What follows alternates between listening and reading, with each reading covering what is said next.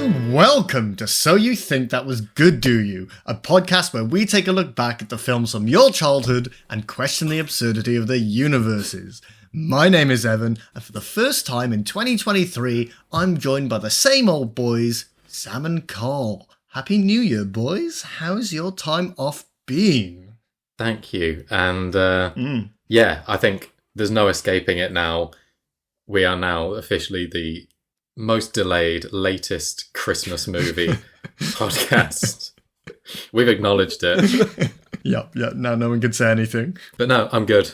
I no longer have a job, so this is my full-time career now. That's a joke. It's not really. That would be so sad. All really happy. Oh, We've got to make them think we're doing well. Please subscribe to the Patreon or Sam can't eat this week. And what about you, Carl? Glad to be back. Mm-hmm. Yeah, doing good, mate. Excellent. Well, this week we're closing out our trilogy of Christmas movies with Gremlins 1984, starring Zach Gilligan and Phoebe Katz. Sure.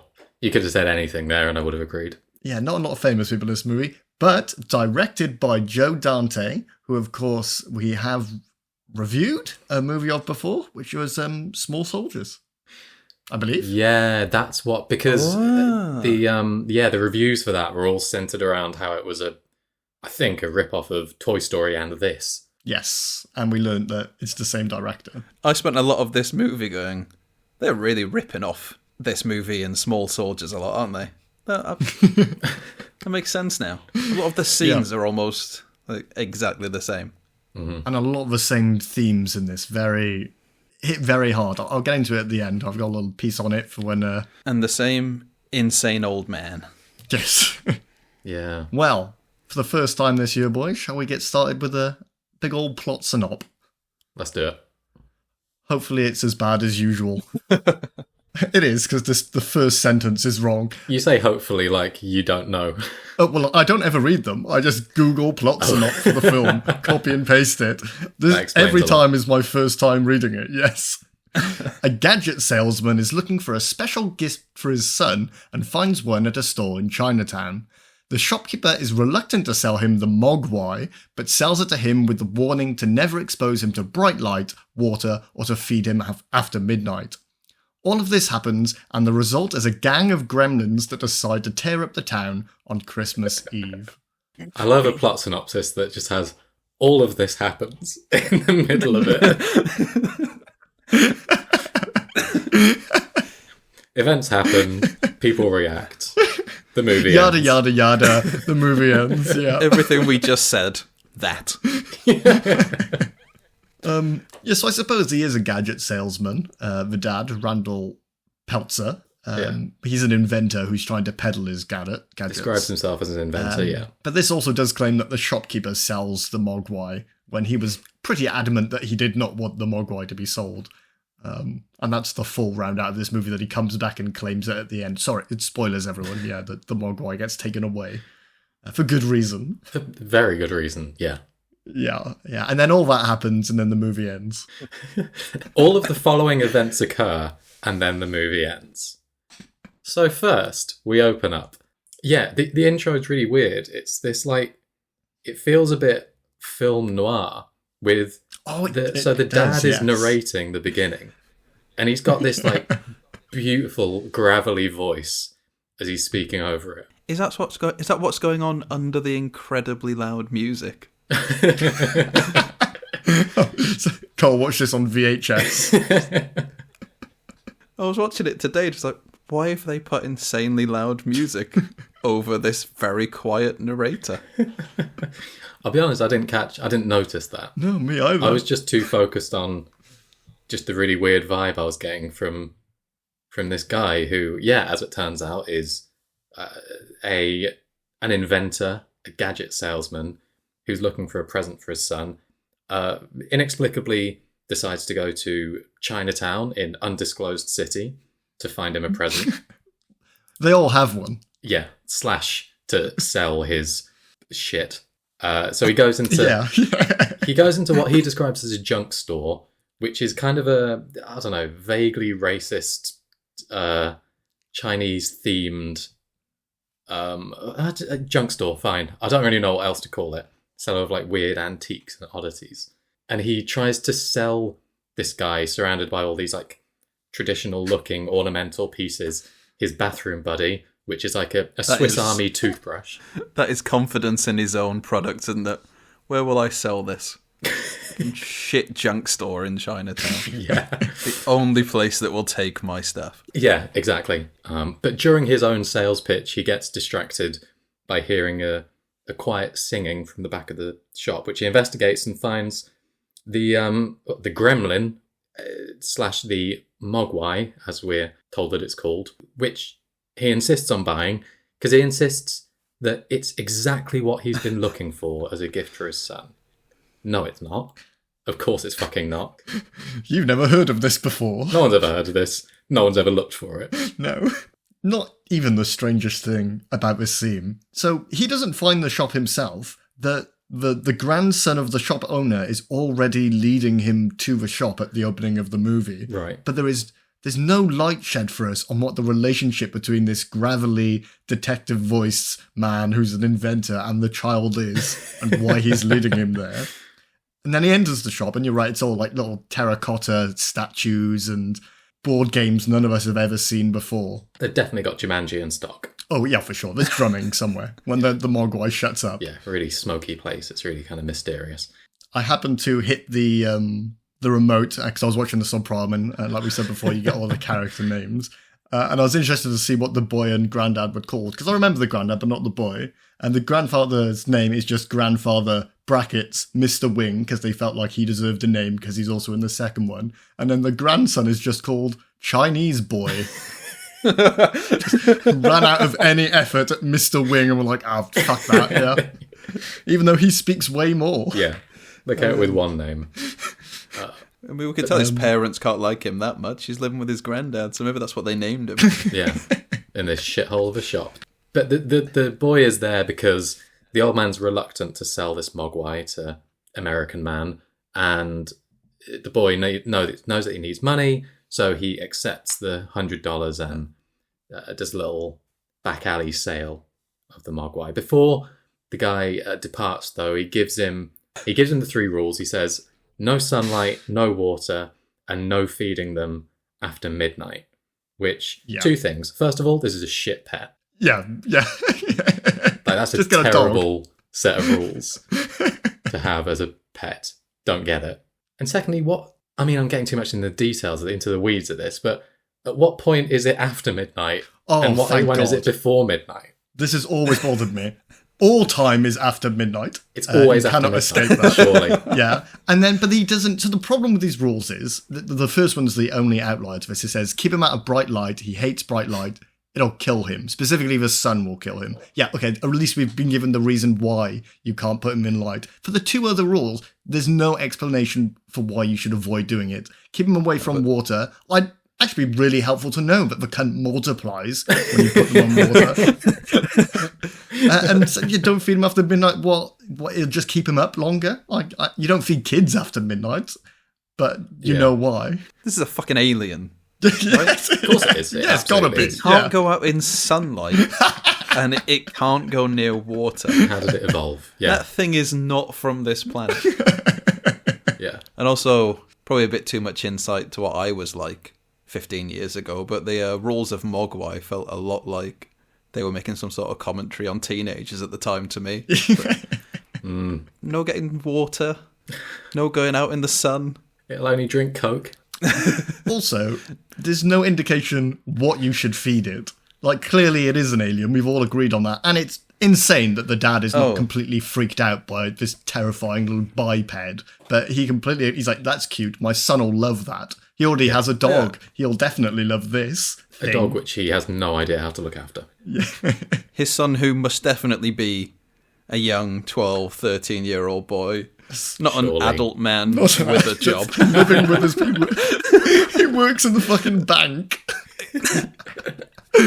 Perfect, just what he's been looking for. This will teach my 30-year-old son responsibility. He's struggling. He's working at the bank to support himself. He's really hoping he can move out. What shall I get him? A dependent. He's already fucking got two. He's got a stay-at-home mum and a fucking moron dad who can't invent anything. Yeah, it is And a actually dog. said that he is supporting his family because his mum does nothing and his dad can't sell his fucking bathroom buddies. And his dad's just biffed $200 on it. Yeah, that must have been back in the time when a dog cost you about 10 quid. Oh, they were free then, mate. Surely. And the guy just spent $200 on a fucking Furby. Oh, right. So we cut now to I don't know where this was set. We don't find out where that city was, but it is not where the rest of the film's set, which is in a very small, quaint little town. It's sort of Deck the Halls Winterfest vibes. Yes, yeah. This small Eternally town, everybody Christmas. knows each other, with really inconsistent snowfall, because basically all of the snow is just on Billy's car. Billy, by the way, is our protagonist. Oh, yes, whose yeah. car is just clapped out. Another expenditure for him that he has to get it fixed, on top of the dog and the Furby and two parents. So his car's fucked, so he's got to run to work with, for some reason, his dog, because the stay-at-home mum can't look after that, obviously. So he Why don't he just take his dad's car? He's probably fucking paying for it. He definitely is. He's an absolute leech of a dad. So he has to run to work with his dog. He works at the bank, I think. Yeah, I he's never a bank quite teller. got a full grasp of the dynamic here, but he works at the bank as a teller. Yeah. And he shoves his dog under the desk. He gets there just in time for Mrs. Deagle to show up, who is basically Cruella de Vil crossed with the Grinch. Yeah, and she's your Scrooge of this story. Yeah, she's Scrooge. The kind of Scrooge Grinch, this kind of, I hate Christmas, I'm a real bastard. Which at first I thought, I interpreted it as she's the manager of the bank, because she was chatting to someone about approving a loan and telling them, fuck you, I don't care about you, I care about money. And I was like, oh, at least you're honest. Then she walks into the bank and complains to Billy, storms to the front of the queue, complains to Billy about his shit dog ruining something of hers. And he says, oh, I'm sorry, I'll pay for that. And she says, I don't want money. Yeah, you do. You just said you do. We all heard. Yeah. But she doesn't. She'd rather torture a dog. So Christmassy, isn't it? Already I didn't expect Gremlins really to be that Christmassy a movie, but this really, from the inset here, shows you this movie just shits on Christmas. I want to. It really does. Would she say she wants to put it in the tumble dryer and watch him dry up or something like that? It gets quite visceral. It's Really like, fucked shit. I'll give it a slow, painful death.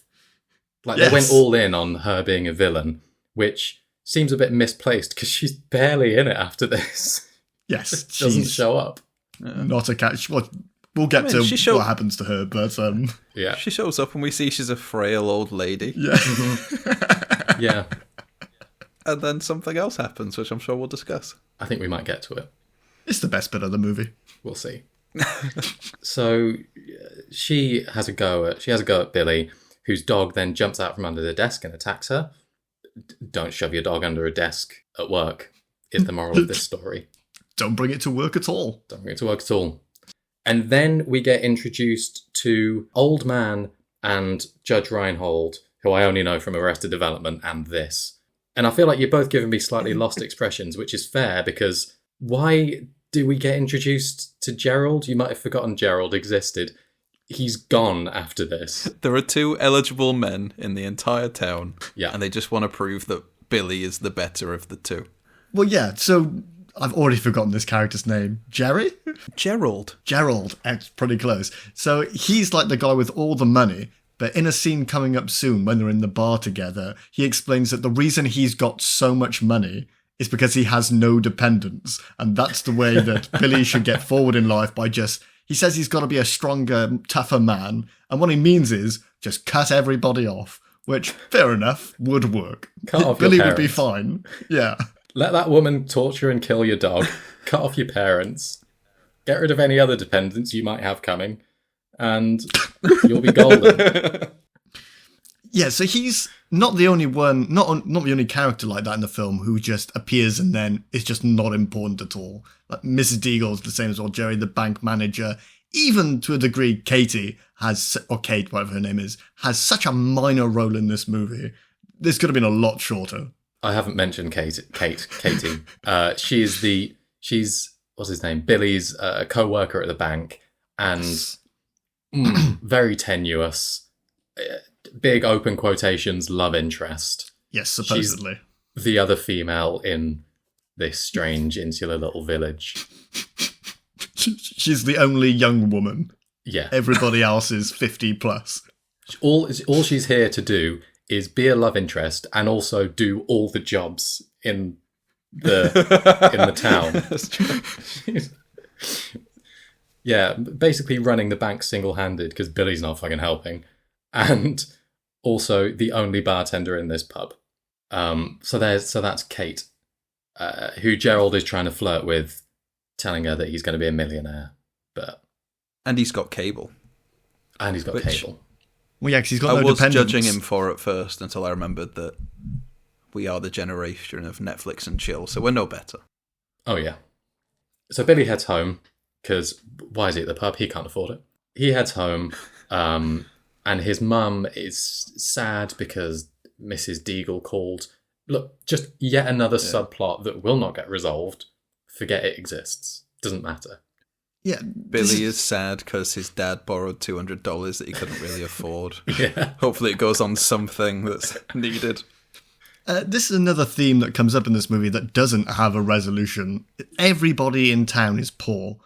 They all owe money to Mrs. Deagle because she's I don't know if we mentioned it, she's a real estate agent, but rents a lot of properties to people in the town, so they all owe her money. And for some reason, everybody's also unemployed. Probably because Kate is doing all their jobs for free. But that will have no resolution by the end of the movie.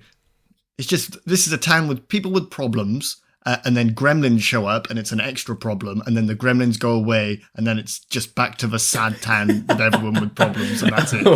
Oh, good, we can get back to all our problems. This new problem was really getting in the way of all my old problems. Yeah. It's a sad movie. Yeah. If anything, the gremlins start to help. They start to fuck things up. They get, what? We'll get to it. It's coming. Yeah, so Billy is using a few of his dad's gadgets in the house, and it's basically showing us they're all shit. He's got something that's supposed to crack eggs, and it can't really do that. There's a juicer that just explodes, oranges everywhere. A crazy amount. He puts one orange and paints the kitchen with it. And it feels like his mum and Billy are on the cusp of having a conversation about just what a fucking loser dad is. And then he comes into the room and they both forget about that and are like, oh my God, he's home! And they both run to hug and kiss him at the door. They're so excited for dad to be home. Yes, Mum, Dad is a loser, isn't he? What do you do again?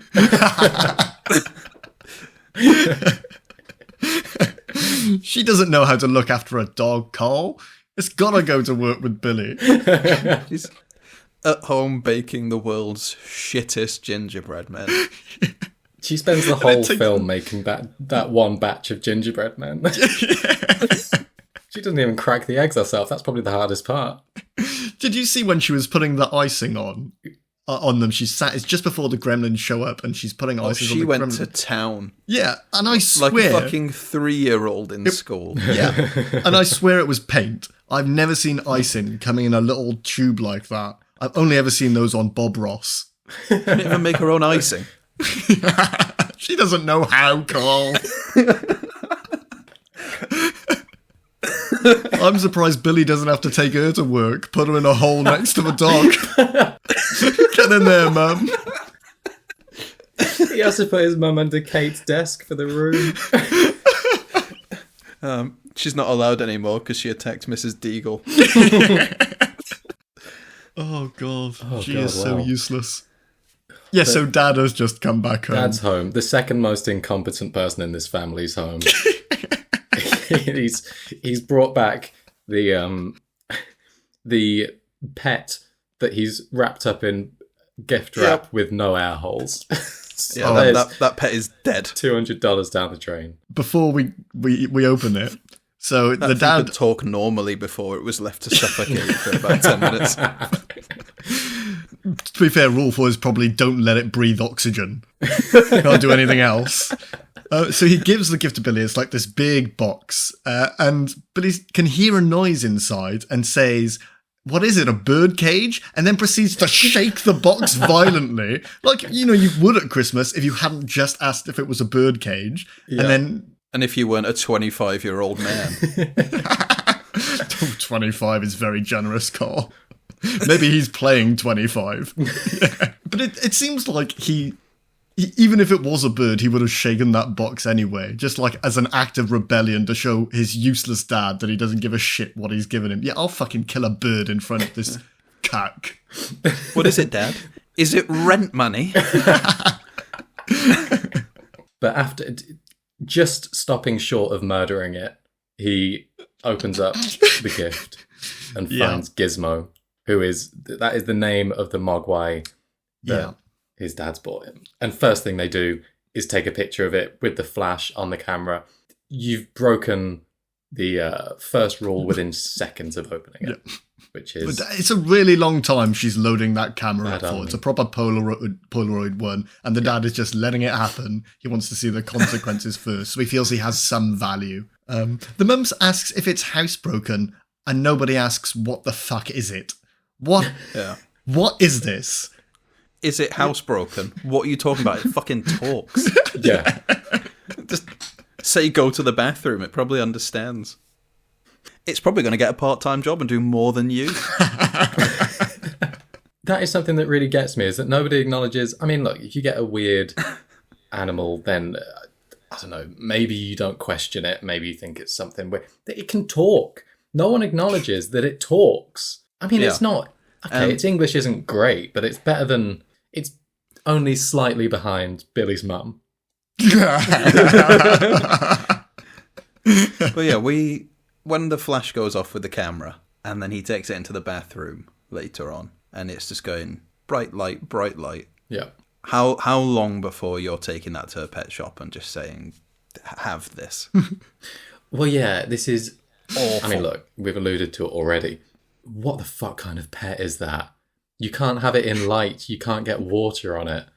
You can't... I mean, feeding after midnight, that's fine. But you don't know why you're not doing any of that stuff. You're treading on tippy toes around this, whatever this thing is that your dad has given you. Can't have a party in case someone feeds it. What a cruel trick to give a child a pet that's a species they're not familiar with and say, it dies if it goes in sunlight. That child's got a complex immediately. It's not a child, it's a 35-year-old man. Yeah. He's probably glad that they're saving him money on the electricity bill. Oh, that's true, yeah. But anyway, okay, let's move on. He takes the Mogwai upstairs to his bedroom, and he's playing piano with it because it can sing. Turns out it can also play piano and speak. Again, it's overtaken his mum. This thing is incredible, but he doesn't seem to care. The only way that I see that he acknowledges that it can speak, and this is pedantic, is that when he goes to sleep, he says goodnight to Gizmo, the Mogwai, but not to his dog, which in my mind is him acknowledging that it can understand him, that it can speak. But then he also goes to sleep spooning his dog, and that's weird. Yeah, he wasn't just spooning it, he was holding onto the dog's arm just below the paw. It's very weird. He was too close. I did not notice this. Luckily, he was fully dressed. So we've already mentioned this, but so the next day he goes down, tries to make some orange juice, and coats the kitchen in orange juice. It fails spectacularly, just like all the other inventions do. And his parents. I don't know where Gizmo is at this point. I think he's upstairs. To be fair, we don't see a whole lot of Gizmo in this movie between the beginning and end. He's usually hidden somewhere squeaking. Throwing in a little bit of trivia, because occasionally I have some. It's because Gizmo was supposed to be the lead gremlin originally. That's why he doesn't appear in a lot of like the latter half especially. Because he was never supposed to be there, then he was kind of added here and there, but the puppet wasn't good enough to use for most of the scenes because it wasn't supposed to be there. I see. Yeah, it's not the best, but it's fine for 1984. It's no Archer emissary of the Gorgonites, but it's pretty okay. No. Yeah. Yeah, so Pete's... Pete shows up. Pete comes around, who is a little kid... from Goonies. Yet another plot thread, which, spoiler alert, goes nowhere. This is one of my favourite facts about the movie. Is that Corey Feldman was cast in this because he was supposed to be in E.T., but then his part was removed. And so they decided to put him in Gremlins instead, but then decided to age up the main character, but just left his best friend as a 13-year-old boy. Oh my god, he was the best friend. I assumed that he was like I don't know what I thought he was. It was really confusing though, because you've got this like 37-year-old man speaking to a little 13-year-old kid. Why is this nearly 40-year-old man going to the school with his problems? Well, because Pete comes upstairs after dropping off the Christmas tree, and he sits on the bed, and then when Billy enters the room behind him, he immediately takes off his shirt, as if he's going to change into another shirt, and he sort of half puts it on, but leaves the other chest open while this child is sat on his bed, which I could not wrap my head around why this was happening, but that makes so much sense. Yeah. But just remove the character, because, again, he has no impact on the movie whatsoever, other than being in this scene. No. He does one thing, and that is spill water all over all over Gizmo. So that's 2 out of 3 rules broken now. Count them up. and then he's off out of the plot. Even immediately after he does this. So he's just seen a species which is unseen by humans before. It's incredible. Yeah, it can again, speak. What is it? He drops water on it and it multiplies in front of his eyes. There's 6 of them now. And his reaction to this is to walk off and read some comic books on the bed and go, yeah, cool. It's all right. Yeah. It's pretty good. This is a theme that runs through the movie. I'm going to hit on it a few more times, but nobody gives a fuck that these things exist. Even when they're terrorizing the town later on, people straight up ignore them. About anything. Just trying to carry on. The problems are so bad in this town, this isn't really a shock. Yeah, no one gives a shit. They're like, yeah, all right, call me when the rent's due. Call me when Deagle's at the door. Then I'll give a shit. But yeah, really, really, really weird. He just is not impressed at all. But now we have 5 new, not gremlins, mogwais, which are sort of vaguely, not really evil, mischievous. Yeah. They are different to Gizmo. That scene where he makes new mogwai is horrifying. He's in agony. Describe it. Yeah, so he's screaming. No one on the acknowledges desk. that he is screaming. Yeah. They don't give a shit, do they? No. As yeah, these so things burst out of him. The water goes on his back, and he lies down on his belly, and his arms and legs are flaying. He's screaming. There's smoke coming off of him, and then how they multiply is little bulges form on the back of the mogwai, and then shoot off around the room. Yeah. Really, really grim. And everybody's just watching like, yeah, cool. Not just watching. Pipe down. The first thought they have is, we could monetize ching, this. Ching, ching. Yep, yeah. The dad is straight up for this. Yeah. Let's just drown this fucking mogwai and sell all the little pets. They refer to as the Peltzer pet. Peltzer being their last name. It's just... Even though you don't see it horrifying. Because of the fur, you get the idea that, it's steaming, bubbling, kind of this weird acidic effect. And well, we get a good example of what it looks like beneath the fur later on when Stripe gets the water on him and you see all the green scales turn into pustules. It is grim. That scene gets grimmer though. I can't wait to get to that. Oh, it gets grimmer. Well, let's speed through and get to that. So Billy now takes the gremlin to a school because he's like, okay, finally, I'm peaked. What is this little guy? So he, a 45-year-old man, takes the gremlin to assumably where he went to school, to the just biology teacher. Who doesn't question at all why this same age as him. Yes, the citizen, his peer, is bringing him the guy who works at the bank. Fellow researcher he goes to and takes this speaking, singing, piano playing being. Incredible thing to just a random high school biology teacher. And knowing the pain that was caused to Gizmo the first time, he goes, check this out, and just drops a bit of water on him. Yeah. Yep. And then we we watch his face as he looks at Gizmo mitosising. Yeah. That's not my... No, never mind. And he's just blank face watching, like a sociopath. He's watching his new dependent struggle and scream in front of this other guy who also just couldn't give a shit. And then Mr. Hansen, who is the biology teacher, wants to look further into these. So he's like, can you take one home and I'll keep one here? And like the sociopath he is, Billy says, I think I can spare one. Yeah, you can keep one of these. I don't care which. You can have it to experiment on. Yeah, go crazy. Yeah, so when his dad wanted to multiply these and sell them, the only part that Billy actually took issue with was selling. He'd rather just give them away. Because he sees the chaos that would happen if you did that. Yeah, he doesn't want money. He just wants to watch the world burn. Yeah. Also, incidentally, I mean, I guess this is slightly jumping ahead, but so the biology teacher keeps one, puts it in a cage, and takes a blood sample from it. What the fuck is he doing with that blood sample in a high school biology classroom? In 1984. What equipment do you have in 1984? What equipment do you have that you can just puts it under test a blood microscope samples with? And just goes, yep, that's blood. That is blood. And interestingly, when he takes the blood, it's red. And later on when the gremlins get killed, all their blood is green. You've got a biology degree, Sam. Explain that. I never got to the heights of. Never did the Gremlins module. And also later on, another spoiler alert: this biology teacher is killed when this Mogwai turns into a gremlin in the classroom, but not by like throat ripping or face scratching, but by an injection in his bum. What's he got lying around that would work as a lethal injection?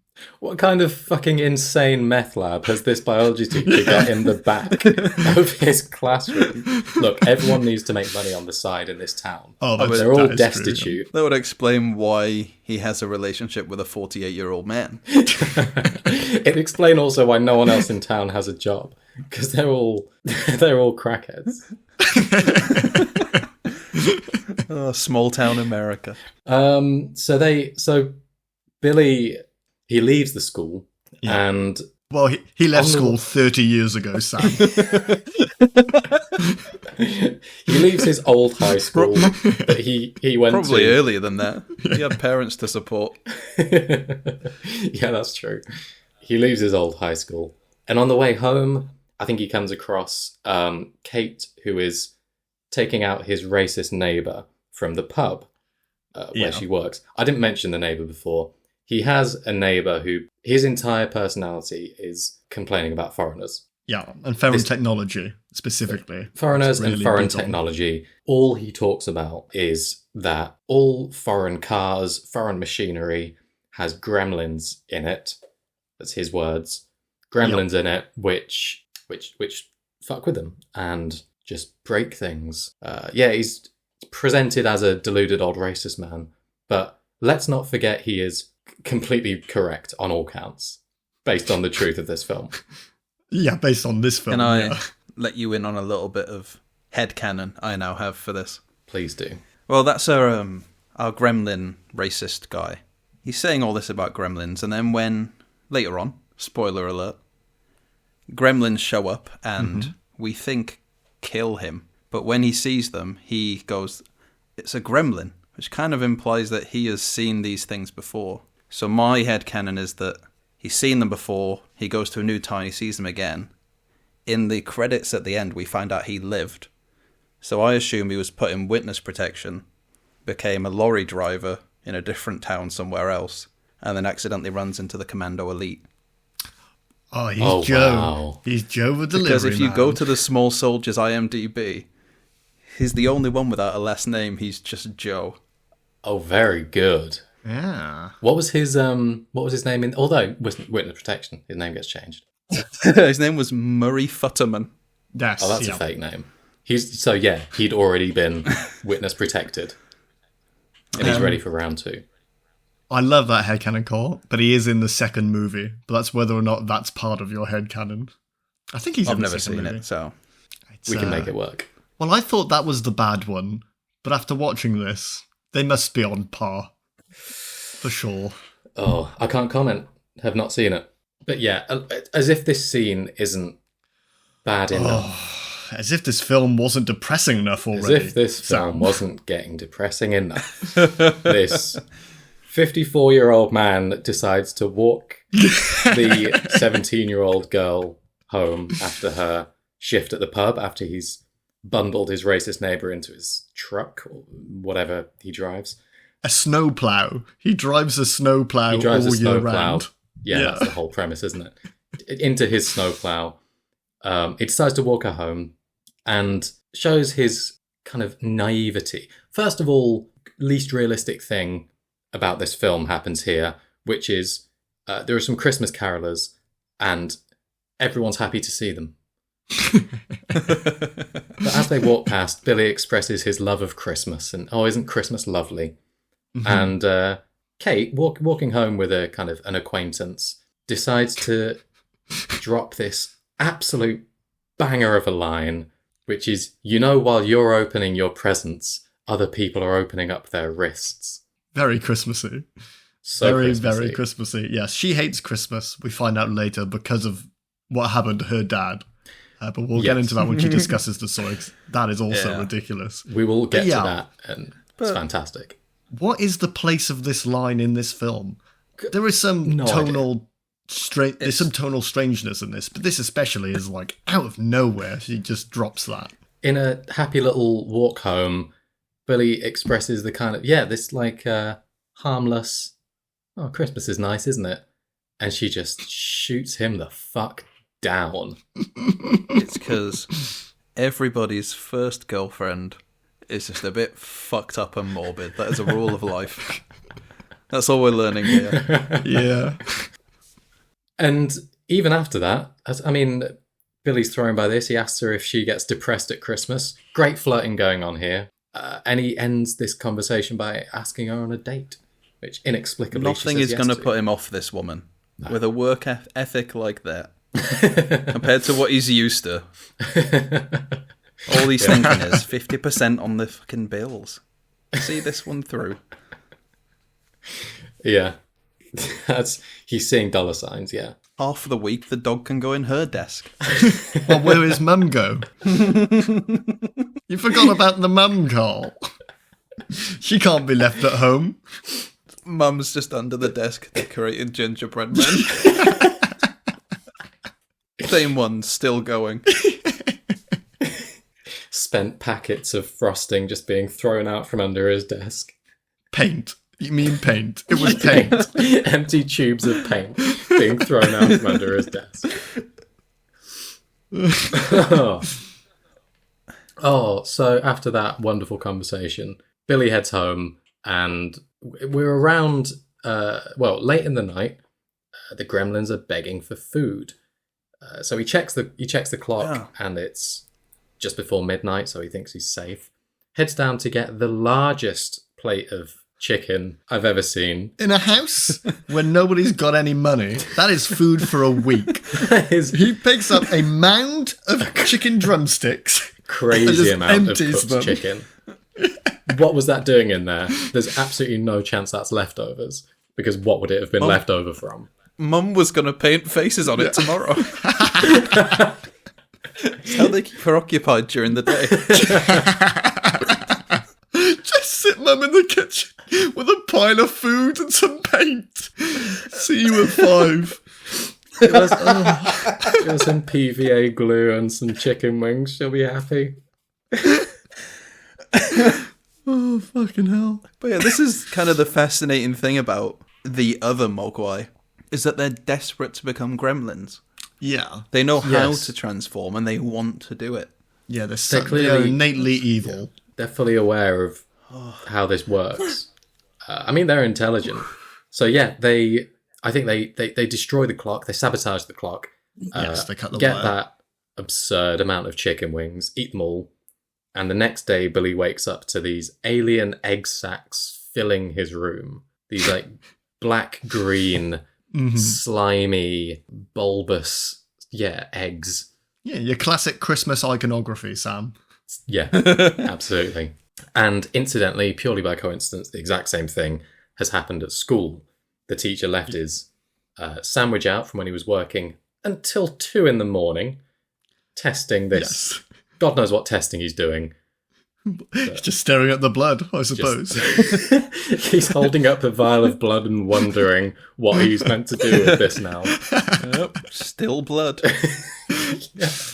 Yeah, and he Still leaves his red. sandwich out and goes home. Yeah. Just on the desk. That He really takes one annoyed bite of me. the sandwich, puts it Yeah. down, and walks home.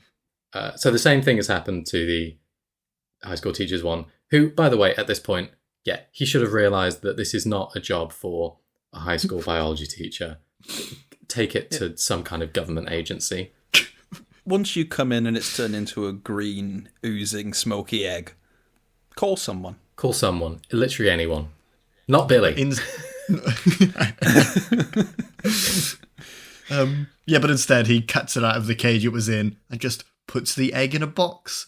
Even though he just said, this is now in metamorphosis, it will come out in a different form. He's got no clue what it will look like or what it will do or what it'll be. But it's like, I'll put it in a box with just the lid on top, no lock or anything, and then I'll have a class of 30 school children in here. That's fine.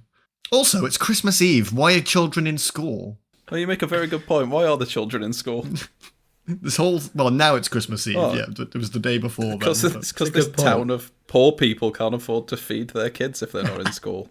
Just leave them in school where they can scrounge for teachers' leftovers. These kids have 13 years to get through high school so they can go out and get a job and support their parents. They are learning on Christmas Day. Yeah. Your present is a pop quiz. Meanwhile, all of this is happening. The dad is at an invention convention. I love this.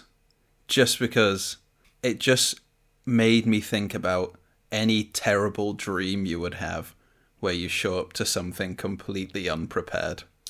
Well, yes. He rocks up with his weird bathroom Swiss Army knife, and there is a man behind him who has a functioning time machine. I thought that was great. And just wandering around in the background is a sentient robot. Yeah. Just He's kind of speaking non sequiturs into a phone, having a full conversation. It's just an anxiety nightmare for anyone. No, that was quite good. It's still an absolute dead-end subplot, just like all the others. But Yeah, but Dad at didn't least need it's to a be funny in one. this. Yeah. It's just a bit. I think they just had a funny idea for a joke. Just went, we'll shoehorn it in. Yeah, a couple of those. Dad has to not be around because we know he'd save the day if he was, so we'll send him to a conference. Yeah. Sure. The invention convention that takes place every year on Christmas Eve. On Christmas Eve. Yeah. Yeah. I mean, not for the guy in the time machine. Oh my gosh. That's true. That's very good.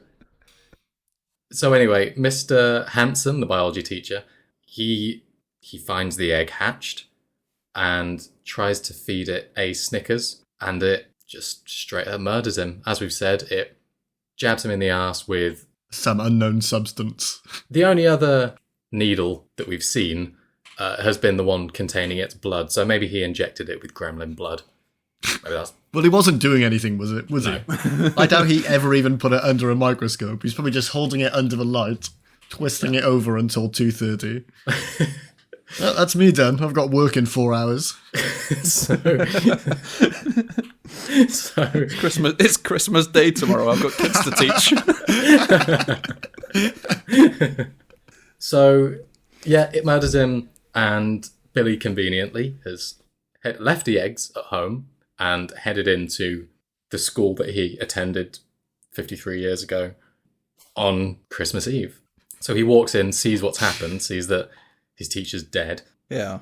So I assume he's going to call an ambulance or the police now, right? Surely, surely you're going to call someone. Someone. You're not just going to... You're not just going to go, oh, I've cut my hand. I should probably deal with that, then fuck off. Yeah. Yeah, and that's the last time we hear or worry about Professor Murray. Well, Yeah. yeah, These kids are Professor going to come Hanson. into school on Boxing Dr. Day Hanson. and just find their teacher. He Dr. Hanson, sorry, not Mr. Professor Hanson, Murray. whatever he is. I was about to say. Yeah, not only is calling an ambulance not his number one priority, it doesn't even make the list. He gets completely distracted and just leaves the body, to be discovered by whichever diligent child comes in on Christmas or Boxing Day. Well, it's the hungriest one who comes in to eat the rest of Mr. Hanson's sandwich the next morning. Whichever one is sniffing out that Snickers. Presumably a nut allergic child who will be found dead next to the teacher. Absolute bloodbath. So at the same time, the eggs have hatched in Billy's house, but he hasn't phoned home yet, because instead of calling the ambulance, he does phone his mum in a second, but Billy's mum hears some clattering upstairs before Billy's called. And she knows there are 6 gremlins in the house. Billy didn't tell her about the eggs, but her instinct of just hearing some slight noise upstairs is to grab the kitchen knife and go up to, just in her mind, murder all these little mogwai. The way she went to town. Oh, I was starting to think that maybe she's actually living off a fucking military pension. Maybe that's why she don't have a job. It explains the gingerbread men, bit of PTSD. But she stabs one, she blends one, she fucking microwaves one. Well, yeah, yes, I mean, look, like we said, so the first thing she does, all she does is hear a little, like, screeching noise upstairs. And the first thing she does is grab a knife. And she's in combat mode. She's creeping through the house.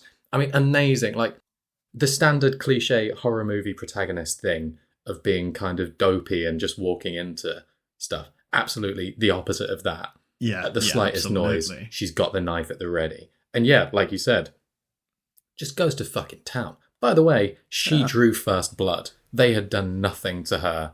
At this point, she sneaks up behind it and jams it into a blender and just liquidizes the cunt. But they were touching her kitchen stuff. Nobody touches her kitchen stuff. That's her Those are my paints. That's her painting room. Fun fact, in the original script, they kill the dog and chop her head off. Oh, apparently that was a bit too cold. Yeah, no, I preferred this. Although the strangest thing about this whole scene is when she thinks there's a gremlin in the stocking, she cuts it open and a robot toy falls out. Yep. Who's that for? It's not the 56-year-old man who lives in their attic. That was the first thing I wrote down. Just who's this that? Did they not make any script changes when they aged up? No. Does that mean that originally it was a 13-year-old boy who also worked in a bank? Of course it's not for our 61-year-old son. It's for his 13-year-old best friend. He's always topless around. Oh man, that's a really good point. I was too focused on the fact that she had just swiped a kitchen knife at a stocking and cut it clean in half. Like, military pension is starting to make sense. She's got some moves. I might be jumping ahead here, but I was going to say, now we have our gremlins. We do. And we have our lead gremlin. Yes. Stripe. Big white mohawk. Yeah, mm-hmm. Stripe. He goes by the name of Stripe. Mm-hmm. And did you boys see who voices said gremlin? I did indeed. No, I didn't. 5 minutes into the movie when I saw the name. Favourite Frank Welker is back. Yeah, boy! Fantastic. And I think now becomes the most frequent actor that we've seen in movie. Well, not seen, heard in the movies we watched. I think Can we all agree once again? Fucking stealing a living. I don't think I heard Stripe. I can't think what noise he makes, except maybe at the end, the kind of death. I think he says nom nom. Oh yes, yeah. Oh yeah, like a bit of yum yum, yum yum, and nom nom. I mean, that it says a lot that he is podcast favorite voice actor. Oh, I love him. He's been in many of the films that we've covered, and I believe this is his first line. Not if we're not counting pig noise, snake noise. No, we don't count noises. Words. His first line, I'm pretty sure, is yum yum. Yeah, I don't think he speaks in any of the others. Just squeals. Incredible. But yeah, I mean, you got to applaud the man. He is killing it for Absolute doing legend. just absolutely fucking nothing. What a king. Oh, I like to imagine him just in the recording booth, triple scotch in hand, turning to people outside the booth saying, "I was Fred in Scooby-Doo, you know." Shut up and do the snake noise. What a king. What a legend. Yeah, so Absolute now legend. most frequent actor I was about to say had on. I'd love to have him on. Frank, if you're bloody listening, mate, get on and make some fucking pig noises for us. The fans would love it. That would be incredible. So we also find that, well, Gizmo's been chucked into the laundry, which, you know, safely cushioned in there. So far, these gremlins, okay, yeah, they did murder the teacher. But we didn't see that. That was off screen. We don't know what happened there. That's one bad apple, mate. And again, he also literally drew first blood. Oh, nice. But yeah, Gizmo's been treated quite well. So they're only retaliating. Yeah, the mum has the most kills at the moment. Oh, absolutely. Yeah. For now. This is where Billy now goes to the police, right? He drops his mum off at the doctor's house, which, fucking what are you doing? You've just knocked on the doctor's home address while he's on Christmas Eve and just pushed your mum in like it's a fucking daycare. Oh, yeah, well, that's probably not the first time, is it? Oh, no. She's got some gingerbread men in her bag. She'll be fine. She won't be any Pack trouble. some toys. She won't be any trouble.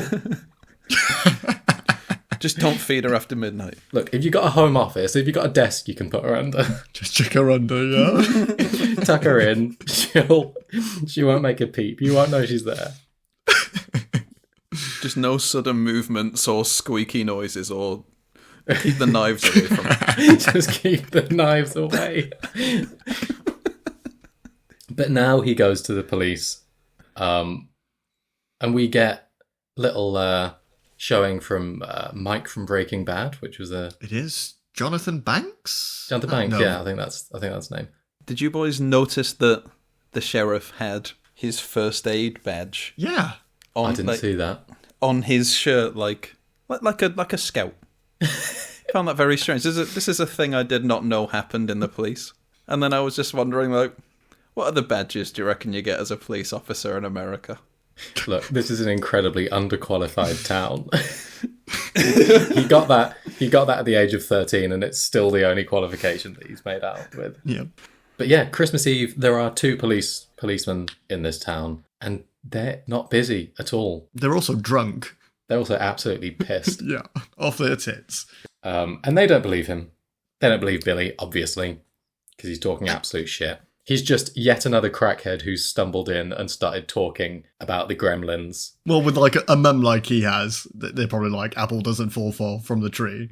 But Yeah, exactly. to be fair to Billy, he whacks it out. He says, turn the lights off, whacks out Gizmo rather. And again, they do not give a shit. Yeah, They're like, yep, seen one of these before, that's fine. Yeah, so in the meantime, the gremlin or the stripe has hopped into the school swimming pool. Oh, yes, of course. Which Billy witnessed. And, whenever they get touched by water, they go through unspeakable agony and plop out another gremlin. So he is going through hell right now with gremlins blasting out of his back. But yeah, he just deals with it and creates himself a little stop motion army. Yeah, there's a lot of them now. There must be like 40 gremlins now running around. There's a non-specific amount of gremlins heading around. And some of them head over to Mrs. Deagle's house. Yes, the landlady for a lot of the town. Yeah, so she's portrayed as a frail old woman, like Carl said. She comes down the stairs on her little stair lift, and she's got all these cats. And then she hears carolers outside and goes out, and it's a bunch of gremlins singing. I don't know why they've targeted her specifically. I don't know if it's just catharsis for us as an audience, because she's been such a Scrooge. Yeah. But then Stripe messes with her stair lift as they're distracting her, and then she gets on it, and she flies up what must be 10 stories of stairs. Crazy. And out the window, and we zoom out, and her house is 2 stories high. A lot of stairs for the amount she went up. But yeah, and she gets crushed onto the street. The police drive past as this happens. They don't stop. They don't call an ambulance. They're just like, well, look, there's Miss Deagle. Yeah. And on they go. No one gives a fuck. Based on Billy's actions when he saw a dead person and then the police. Maybe they just don't have an ambulance service in this town. Yeah. No one ever thinks to call for an ambulance. It's a pretty common occurrence. Just fucking dead people lying everywhere in this town. Yeah. Well, the police now actually see gremlins attacking a man in a Santa suit. See it happening, do absolutely nothing. No. But strangely, the sheriff says, "What's all that stuff on him?" What? What kind of line? What is all that stuff on it? They're gremlins. Quite clearly. It's not like he's covered in toothpaste, is it? No, There's things they're up on him. at the car window. Yes, He's centimetres away. He's inches from the face of one of these gremlins. And he says, "What's all that stuff?" And then rolls the car window up and heads off. And they just drive away, looking a little bit kind of shell-shocked. But we did see at that time Stripe cutting the brake fluid to the car. Yes. So they turn over just down the street as more stuff is just being attacked by these gremlins, which is linking back to what the man was saying earlier about having gremlins in technology. This is the very literal realization of that. So basically, in short, shit's kicking off. It's just chaos all over town, people dying left and right. But that's just another day for this town. This is Christmas Eve every year. For the most part, this is fairly standard. We cut and see, Kate is still at the bar. All of these gremlins have come in and they're turning the place over, and she's just serving them. Yes. They sat around drinking. This is a and woman eating, who and some of them works. She can't help herself. Not even paid for this current job she's staying at. Yeah. I've actually written, this is what pub owners expect their staff to put up with. This is their idea of a reasonable level of commitment. Insane. Yeah, she's pouring them drinks, trying to light their cigarettes, serving them food, and for like a long time. And then she finally realises, I need to get out of here. She starts taking photos with the Polaroid and gets on out of there.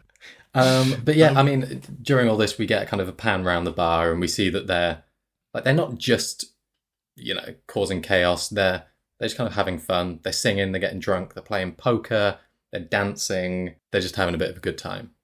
Yeah, these ones aren't really fucking much up. And we get a sort of a glimpse into what happens in Gremlins 2, because you've got a couple of unique gremlins in here. You've got one with a hat on, who's smoking one of the long cigarettes. There's one with like dance leggings on, who's dancing on the floor. Yeah, there's one doing flash dance. Yeah. But really, a lot of the gremlins are all the same in this. In number 2, you get more of a... You've both seen the Key and Peele sketch. Yeah, I think that might be what I've seen instead of Gremlins 2. It's just that. I'm not sure if I've seen the movie. It's spot on. I know I've seen that sketch, yeah. So watching this, I was, this is a lot more Gremlins 2 than I remember. Yes, same. So yeah, Kate figures out that they are hurt by light when she flashes the Polaroid at them and uses that to escape. And Billy kind of comes in at the last second and drags her out. Yeah, he's just there. And drags her straight to work because, hey, they got a shift. He's not missing work for anything. So he pulls her into the bank. Well, yeah, he's got to get his dog first. And his mum. Having just seen the chaos that's going on, they're turning the town over, they're murdering people. I think he's told her about what's happened to his mum, all of this shit. Her response to that is, see, this is why I hate Christmas. Yeah. Another reason to hate Christmas, and goes into a monologue about why she hates Christmas. Which I know that this is meant to be sad. Oh, it's the funniest shit. I was in fucking stitches. I rewound and listened to it again. Funny. I was absolutely cracking up. The fact that it's wildly out of context and in the middle of nowhere while aliens are turning the town over is funny enough. I mean, it backs up the idea we have that parents are all fucking morons in this town. Fucking dumb.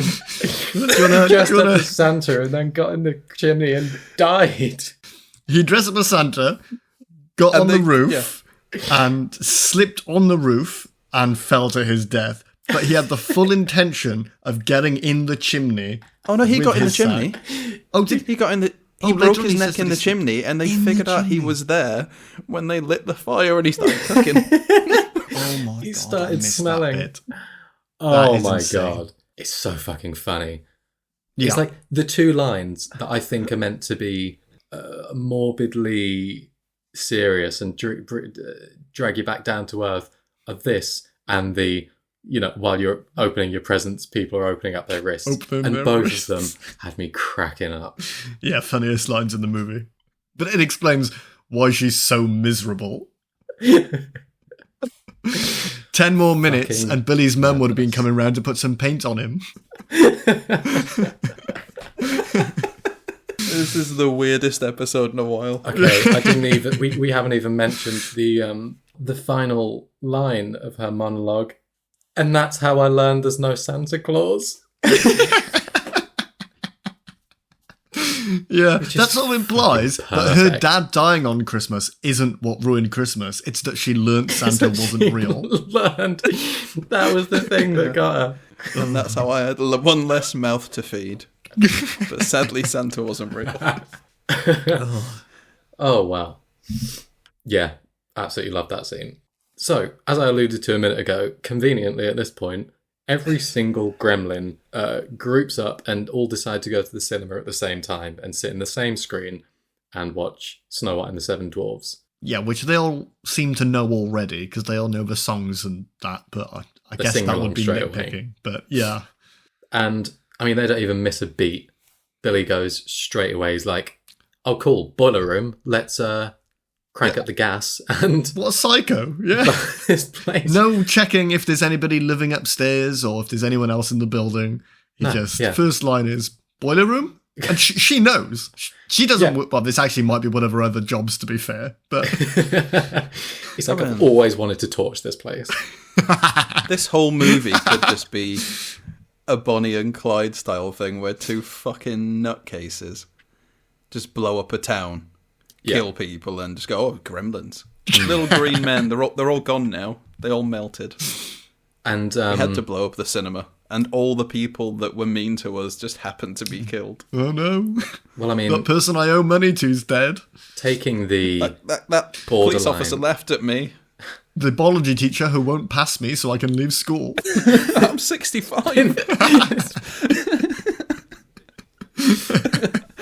And yeah, I mean, to take the interpretation of the racist neighbours insisting on of the gremlins almost being a metaphor for foreigners coming into the country. Mm-hmm. First stop, burn the place down.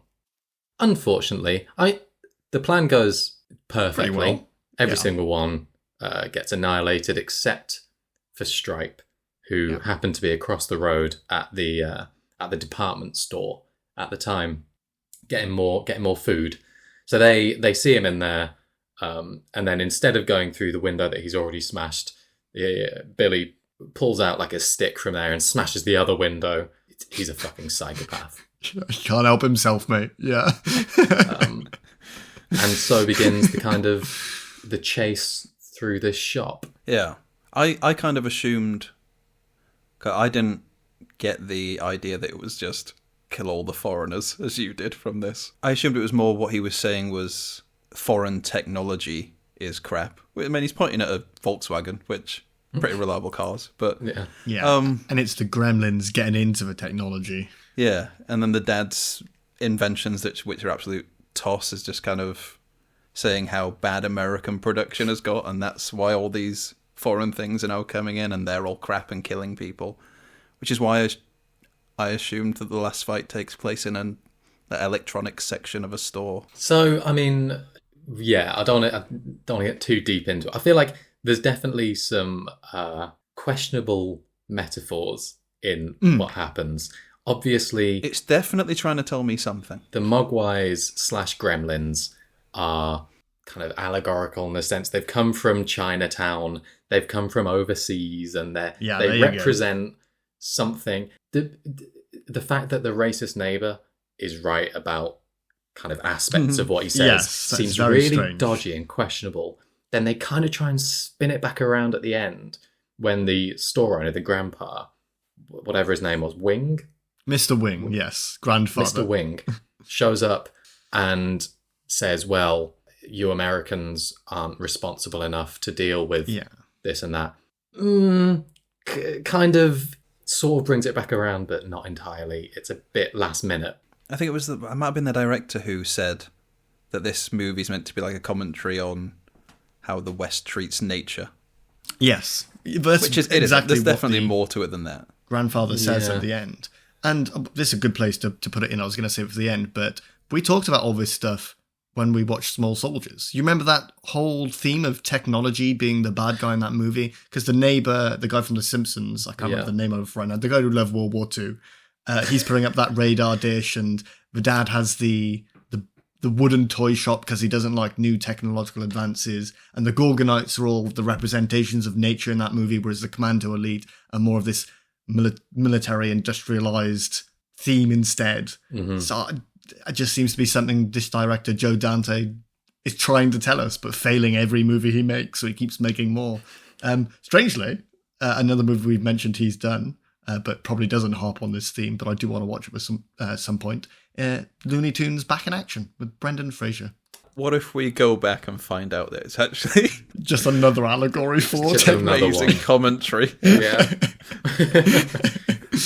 Maybe it is. Maybe I'm not giving it enough credit. I think my interpretation of it might have missed the mark to some extent. But I agree with you. There is definitely a foreign element in it. It's mentioned too much. It feels quite xenophobic for most of the film. Yeah. And again, maybe that's the same with Small Soldiers and we didn't pick up on it. But it's very strange. So anyway, they're in the department store. And another fucking wacky scene. They both go in and they're going to chase Stripe. Billy stops Kate and says, in quite a demanding tone, he doesn't ask her, he tells her, go and find a way to turn the lights on. And then before she can go, he kind of stops her and kisses her. And that's... There was very little romance before this. They've just murdered a whole room of tourists. And now this comes out of the fucking blue. Yeah. Basically, every conversation we've seen them have has involved death of some kind. Yeah. It's not a sexy relationship. It's really not. No. It's barely a relationship. Yes, we get a little fight scene now between Stripe. There's kind of a chase/fight scene where... So Stripe's main goal is he needs to get to water to build his army up again. And Billy's chasing him around. There's a point where Stripe has managed to find, he's found some saw blades, which he's chucking at Billy. I think they all miss, but he gets him with a crossbow bolt in the arm. Yeah. Is that the one that vanishes? Yeah, it's the one that vanishes immediately. Billy does clutch his arm and acts like he is on the brink of death from now on. Yeah. Because he's had a very small... I'm not trying to diminish a little teeny crossbow bolt in the arm, but he overdoes it a little bit. And this store seems to be the place that everyone now decides to visit as Gizmo just randomly appears. I think Gizmo was in the backpack. He was with them in the backpack because he's also singing "Hi Ho, Hi Ho." Yes, he was, because when they were following through Stripe through the snow earlier on, just after he dropped his mum off, he was with him. Because I was wondering why Stripe walking through the snow wouldn't activate the baby thing.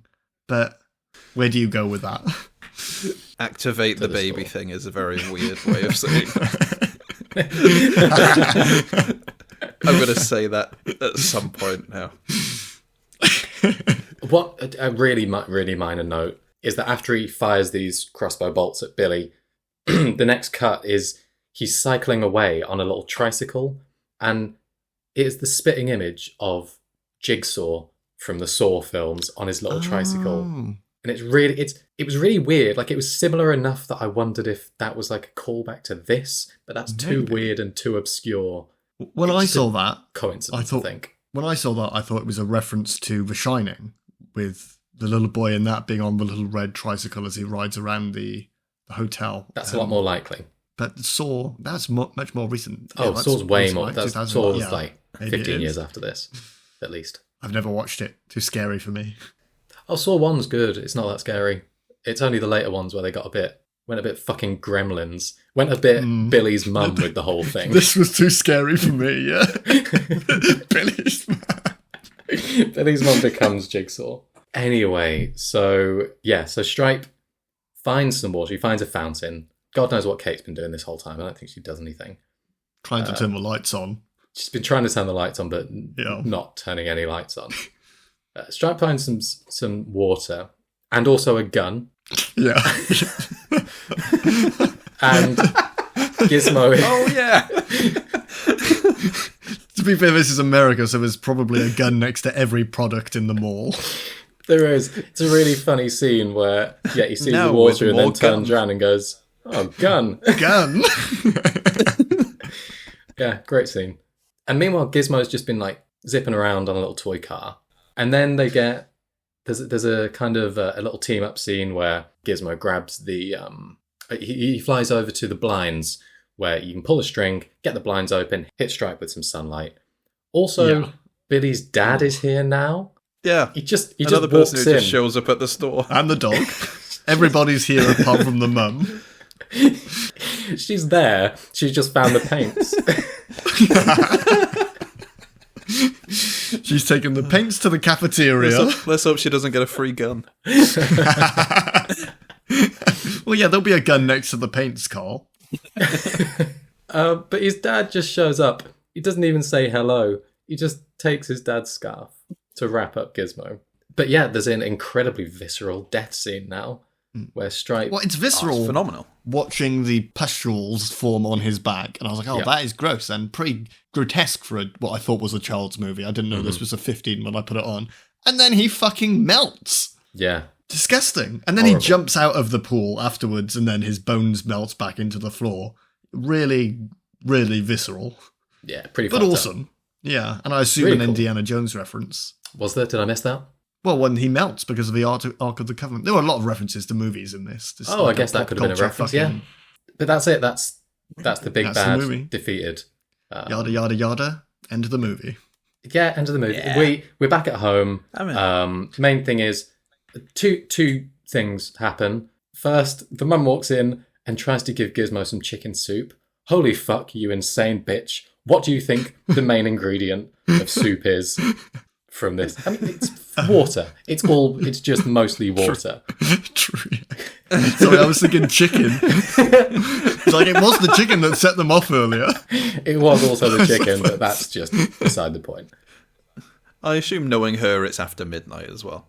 Yeah, oh yeah. Oh, definitely. Then Mr. Wing comes back, chastises them for mistreating Mogwai, tells them that it's American culture that's at fault and that we shouldn't be worried about any xenophobia on the part of Joe Dante, and leaves. And that's it. Billy acts really shocked that the old man can speak to Gizmo. It's like, you've been speaking to him this entire time. You understand him? Well, he's been speaking English, mate. You don't. I just love that we hear a call from the box and he says, he wants to say something to you, Billy. Billy gets up, walks over. Oh, they open the box and Gizmo's final words are just, "Bye, Billy." Oh, cheers. Yeah. I got up for that. Well, Billy's got a blank expression on his face. The boy feels no emotion, so He's got no idea what it could have said. said anything. Yeah. Well, Also, he thought he was going to be a millionaire. He was going to torture that fucking animal until he had thousands of these. Just like Jeffrey or whatever the fuck that guy's name was. where is he? What's he been doing? No idea. Yeah. This movie also wraps up with a narration from the dad, like it started.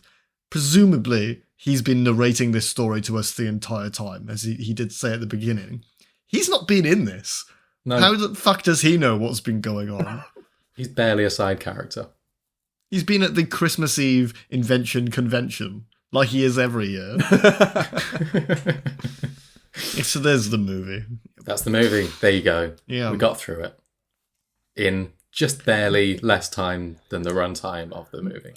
Sorry, Sam. Ugh. Well, let's power through now to bad reviews, unless Carl's going to attack me with trivia again. Nope, okay, bad reviews. I do Excellent. have trivia. You Of do? course I have trivia. Yeah, I had 2 weeks to prepare for this one. There is trivia. Oh, good. Make it quick. Apparently, when it was first suggested that they should use puppets instead of what was going to be stop motion at first, they decided to, as it says here, compromise, and the studio suggested putting a spider monkey in a suit. That was what the original Oh my Gremlin was going God. to be. They even tested it and put a spider monkey in a suit, but they decided it was probably a bad idea when the monkey went crazy, started tearing their office apart and shitting everywhere. So their grand design Trivia was to have 40 spider monkeys all sat in a cinema, hopefully all watching Snow White. and singing along, yeah. Yeah. Oh, well, that would have put Frank Welker out of a job, so I'm glad they didn't. That's good. I was fully expecting you to say that Arnold Schwarzenegger was going to play the main character. Obviously, he would have been way too young. But there it is. Well, do you want to lead us out with some bad reviews then, before we get to that all-important question, Well, Samuel? I got a couple of bad reviews. So I get these reviews from Letterboxd, and I guess the website was having some trouble because I kept on hitting the error page when I was searching, which, random little fun note, is a Gremlins reference. It's you get to the error page. So I was looking through Gremlins reviews, and I hit the error 404 page on the website, and it says, we have Gremlins in the control room, with a big full screen picture of Gremlins. And I thought, does that only happen on the Gremlins page? Yeah. I was like, that's mad, they've got a customized page for Gremlins. No, that's on every film. What a little coinkydink. Really weird I coincidence. assume they're listeners. They're definitely, yeah, of course they are. Yeah. But before the website broke on me, I got a couple, one from I Love Pineapples, half a star, said, Gremlins, more like what were they thinking making this movie? That's it. That's the review. I mean, that's what level of wordplay I expect on this podcast. Yeah, I wasn't digging through many for this. I was quite tired. And the second one, I only got two. Half a star. Sunny Bubba says, this film taught me that Santa wasn't real. Fuck you, Gremlins. Well, this is a 15. Also, I was about to say that's too old to learn that Santa's not real, but I only found out reindeers were real fairly recently, so my bad. Well, thank you for those, Sam. Lovely jubbly. And now it's time for the question. Sam, so you think that was good, do you? Despite everything I've said, I think I do, yeah. I still really enjoyed it. And yeah, analysing the plot, it's dumb as shit. And analysing the morals and metaphors behind it is even more confusing. But put all of that aside and just watch it for what it is, face value. I really like it. I love the scenes with the mum blending Gremlins and just going absolutely mental on them for very little reason. All of that, love it. Really good fun. One of my favourite Christmas films. How about you, Ev? It's funny you say that. I keep forgetting that this was a Christmas movie, even though it's set at Christmas and it opens with a Christmas song. Because of all the murder, it's easy to forget that it is. Yeah, this isn't the movie I remember. I remember it being much more lighthearted and a lot more kid-friendly. I'd sort of erased all this brutal violence from it, but I still enjoyed it. I would watch this again, and I'd recommend other people watch it. I loved how morbid the girl was for absolutely no reason. I love the characters who just showed up and disappeared. I love the old woman just being murdered for no reason. Yeah, there's some value in this movie. I'm not sure if it intended those jokes to be jokes, but I love them all the same. Yeah. What about you, Cole? Well, as you know, I am very, very racist, so... You might need to explain that to people. Oh, right, sorry, very racist. It holds up. The models are incredible. Apparently, they are $30,000 to $40,000 each. Which holy shit! Each. Oof. Yeah. Okay, well, they're not worth that. Apparently, people had their cars checked every night before they left set to make sure no one nicked one. Wow. But, fantastic movie. Even if the messaging does seem a bit odd looking back when you really dig into it, but enjoyed it. And when Gremlins 3 comes out, December this year, apparently. What? Fuck off. Wait, this year, 2023. Yeah. That's what IMDb says. Oh my god. That's well, insane. We'll be doing the second one before that then. Still Joe Dante? Oh. Surely not. What? He's still making films? He's still making Small Soldiers. It's still the same film with just different characters. Is the guy who plays Columbo still alive? I want to know if he's going to be back. Surely not. Hang on. Is the guy who plays the main character in this going to be in it? I did say his name. Billy. Oh, Is Billy going to be in it? He must be 150. He must be about 100. Well, I'm surprised we all enjoyed that. It's nice to have one we all genuinely liked for once. Mm-hmm. And if we're happy to end it there, thank you so much for listening. And thank you, boys, for joining me. Don't forget to leave us a 5-star review and follow us over at So You Think Pod on Twitter to find out what we'll be watching next week. Happy New Year to you all. Until next week, goodbye. Happy New Year and Happy Christmas. Merry Christmas.